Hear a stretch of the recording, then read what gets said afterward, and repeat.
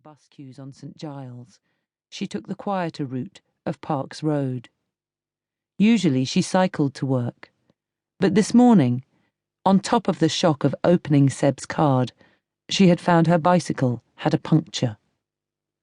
Fixing the puncture was another job to add to the growing list of things she had to do. Mostly, they were things she kept putting off because she couldn't be bothered to deal with them, such as changing 2 of the halogen light bulbs in the kitchen that hadn't worked for the last month, or getting a handyman in to replace the cracked window pane in her bathroom. The guttering also needed clearing, and that tap in the bathroom was dripping too. At the back of her mind was the thought that if she waited until everything that was going to go wrong went wrong, she'd get someone in to sort it all out in one go. "For heaven's sake, Floriana," her sister would say, "stop procrastinating." Doubtless Anne would add that they were all simple jobs anyone with half a brain could do for themselves, and why on earth didn't she roll her sleeves up and get on with it? 4 years older than Floriana, Anne never put anything off. She was the last word in getting things done. She was what the world would class as a proper grown-up. Wife, mother, domestic technician, and workplace Hitler. She was eminently sensible and led a thoroughly organised and blameless life, and never missed an opportunity to make Floriana feel that she had somehow messed up, even when she hadn't. Her every comment, so it seemed, was weighted with the sole intention to make Floriana feel inadequate and recklessly irresponsible.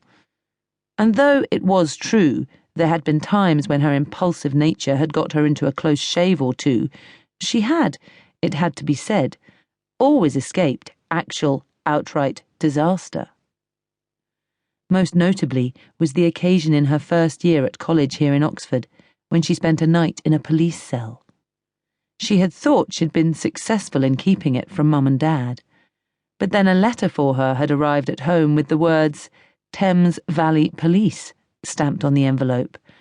Anne had gone to town on making a ludicrously big fuss as to why Floriana was receiving letters from the police.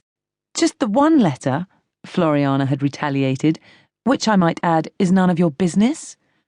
Poor Mum and Dad had been mortified when Floriana had confessed to a lark that had got a bit out of hand. "It won't be in the newspapers, will it?" Mum had asked, with a trembly catch in her voice. "Of course not, Mum," Floriana had assured her while crossing her fingers. "As misdemeanours go, this is very small potatoes, and will be of no interest to anyone. And you won't be busticated." "It's rusticated, Mum. And no, the college won't do that to me." Again her fingers had been tightly crossed. As luck would have it, both she and Seb, her partner in crime, had been let off with nothing more than a warning. The principal of Floriana's college had said, "I'm sure you don't need me to point out the error of your ways," and had gone on to do exactly that, detailing the folly of their drunken caper, that of scaling a wall to peer inside the building, the other side of it, a building where, and unknown to them, animal research took place, which made it perhaps one of the most highly sensitive and well-guarded buildings in Oxford. The second they were atop the wall, security lights had flashed on and they'd been deafened by a siren blaring. Before they'd had a chance to scramble down, a police car had appeared, and they were taken to the police station. The following morning, and after their college rooms had been searched and their laptops and mobiles thoroughly scrutinised for any animal rights activity, they were told they wouldn't be charged and were sent on their shamefaced and chastened way. Floriana was 31 years old now, but Anne wouldn't hesitate to raise the incident as an example of her willful nature always to do the wrong thing.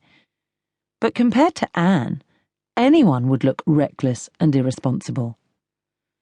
And that was Anne without an E. Giselle Anne Day had never forgiven their mother for giving them the names she had, names that would make them stand out as being different. Just as soon as she was old enough, having had enough of being teased